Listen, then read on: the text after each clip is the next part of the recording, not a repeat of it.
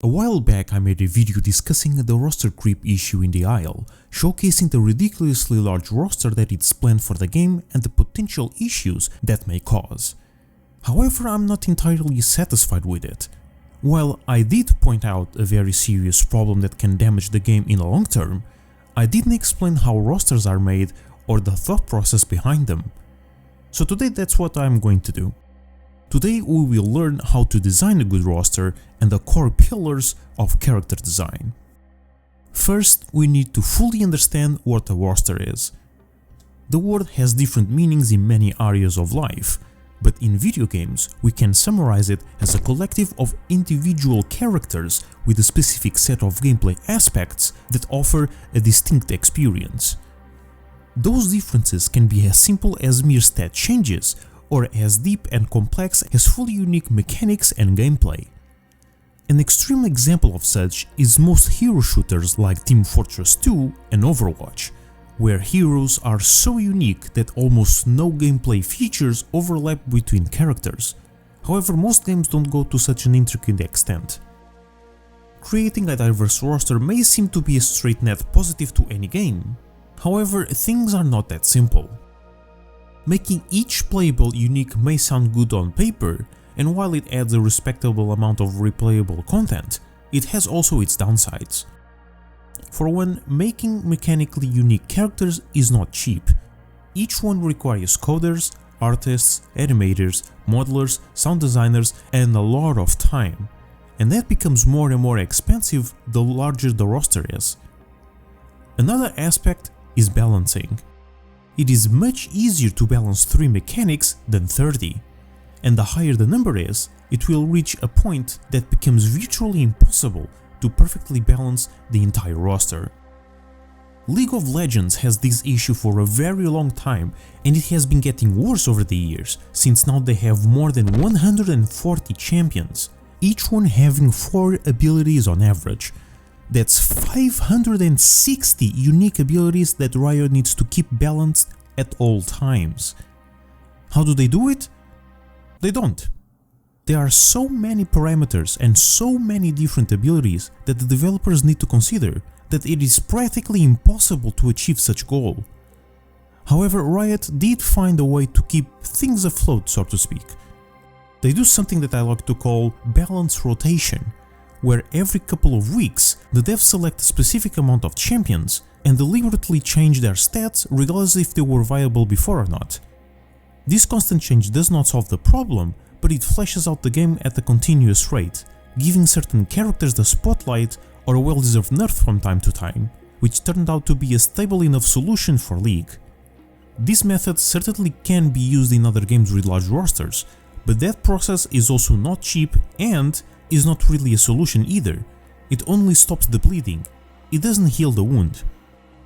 Another aspect that can be a detriment to the game is the level of complexity itself. Even though this adds a great amount of depth for the people that already play it, this can be very taxing for newer players. Newcomers will have a harsher time learning the basics of the game since those mechanics probably won't be shared in diverse rosters. If a new player makes the mistake of choosing the wrong character as their first experience in the game, their learning process will be much more troublesome and slower than it should be naturally.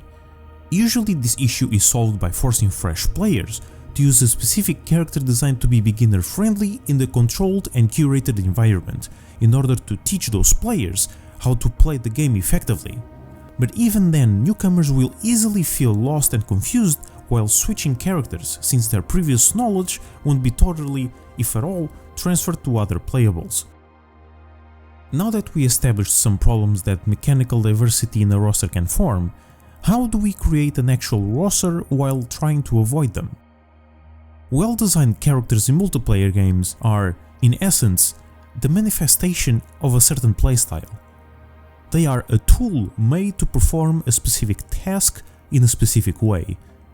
Different gameplay experiences captivate different kinds of people, and fortunately for developers, those experiences are limited in numbers. The famous holy trinity of tank, healer, and DPS is extremely popular in a vast amount of games for a reason. They are part of the base playstyles that the majority of people enjoys. very few people don't like at least one of these three, and adding the fact that they can be complementary in a gameplay environment only increases their popularity. In some games, however, like The Isle, healing is not really a thing, so that pillar of the Trinity is instead replaced with speed for those who are curious. Okay, now we have three basic playstyles: tank, damage and speed.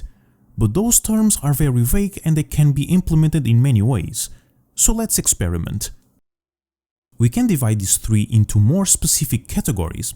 For example, tank players enjoy being able to withstand large amounts of damage, but the way that it's done can vary a lot. Players might be able to absorb massive amounts of punishment with high HP values. They can mitigate it with thick armor, or they can out-heal the damage taken by simply possessing superior health regeneration. These three examples are flavors of the exact same playstyle, and this methodology can and should be applied at all times. Dissecting each component into a simpler, more defined way of play leaves room for more characters and strengthens their design mechanically. And out of all those possibilities, the developers need to carefully select the ones that are the most enjoyable for people, as well as the ones that fit their game the best. Let's use dinosaur survival games as an example.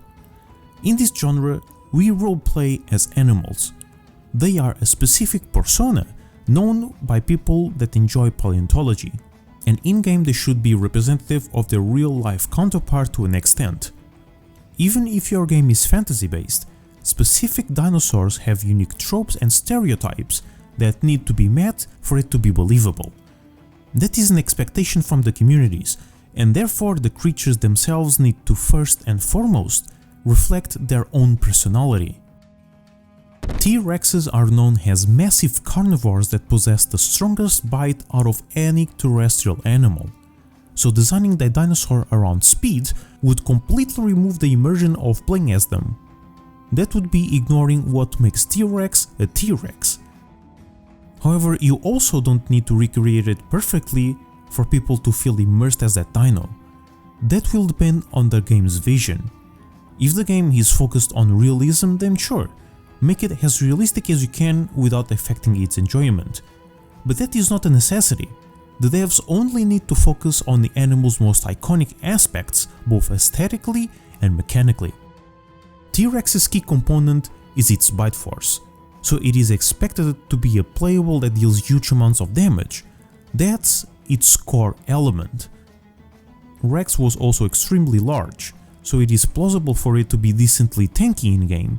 It's not part of its core identity, but it's an immersive component that can be added to its kit.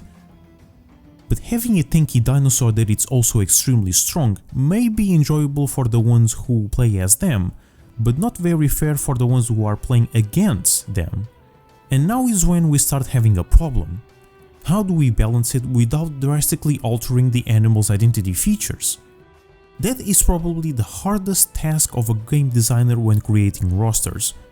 On one hand, we need to keep the animal's core intact for immersion purposes, but on the other hand, this is still a video game, a multiplayer game at that.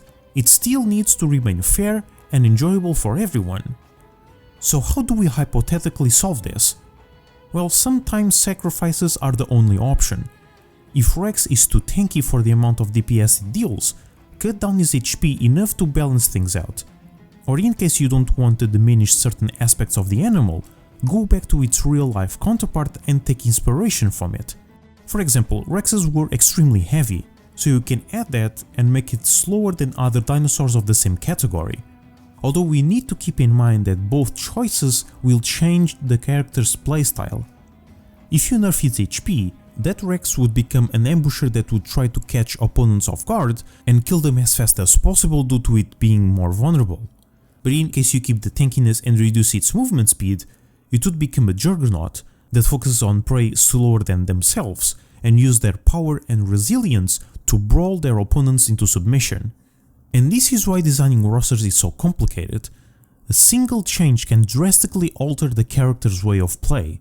It requires ludicrous amounts of time, theory crafting, prototypes, and practice to create only one well-designed playable, Now imagine creating an entire roster with synergies and counterplay. It's a mess. So overall, these are the steps that are an absolute must while creating a roster. Choose a small number of base elements for each character, like a focus on dense armor, high speed, high damage, etc. Add extra layers of complexity to add depth to a character through mechanical synergy, for example giving a high speed dino the ability to deal bleed or venom. And finally, implement small details to define a specific niche, like a venomous fast-paced carnivore that uses nighttime to its advantage. This is just a vague example of the thought process of character creation. Having just cool ideas will never be enough. They need to be balanced, they need to synergize with every other character, and overlaps must be avoided at all costs. But what do you guys think? Let me know a specific playstyle you'd like to see in-game in the comments down below. A huge thank you to my Patreon supporters for supporting the channel and the content I create. If you want to join the ranks, the link will be in the description. Don't forget to leave your thoughts and opinions down below, join our Discord server for memes and Paleo Nut stuff, and I hope to see you all next week.